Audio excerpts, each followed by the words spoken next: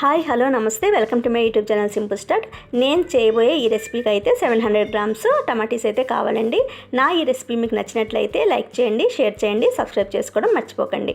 టమాటీస్ అన్నీ చిన్నగా తరుక్కొని ఒక బౌల్లో అయితే వేసి పెట్టుకోవాలండి. ఇప్పుడు స్టవ్ వెలిగించుకొని స్టవ్ మీద ఒక ప్యాన్ పెట్టి ప్యాన్ వేడైన తర్వాత ఈ టమాటీస్ అన్నీ దాంట్లో వేసుకొని మనం బాగా మగ్గించుకోవాలండి. దానిలోనే ఒక హాఫ్ టీ స్పూన్ వరకు ఉప్పుని, అలానే ఒక చిన్న గార్లిక్ని పీల్ చేసుకొని వేసుకోవాలండి. ఇవన్నీ అయిన తర్వాత ఇప్పుడు ఒక హాఫ్ టీ స్పూన్ వరకు కాశ్మీరీ లాల్ మిర్చి పౌడర్ అయితే వేసుకోవాలండి. మూత పెట్టి బాగా మనం దీన్ని మగ్గించుకోవాలి. మగ్గించుకున్న తర్వాత నీళ్ళైతే బయటకు వస్తాయండి.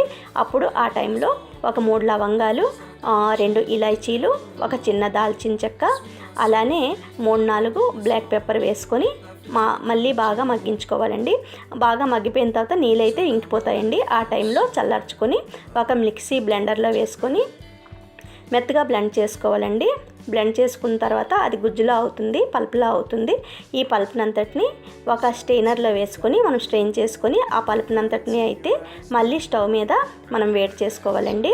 స్టవ్ మీద వేడి చేసుకున్నప్పుడు దాంట్లో ఒక 1/4 కప్పు షుగర్ అయితే పడుతుంది. అలానే 1/8 కప్పు వెనిగర్ అండి. బాగా ముద్దలా అయ్యేలా మనం ఉంచుకోవాలి. ఇప్పుడు మీకు అర్థమైపోయే ఉంటుంది. నేనైతే టమాటీ సాస్ చేశానండి. చాలా టేస్టీగా ఉండే టమాటీ సాస్ ఇలా చేసి ఒకసారి చూడండి.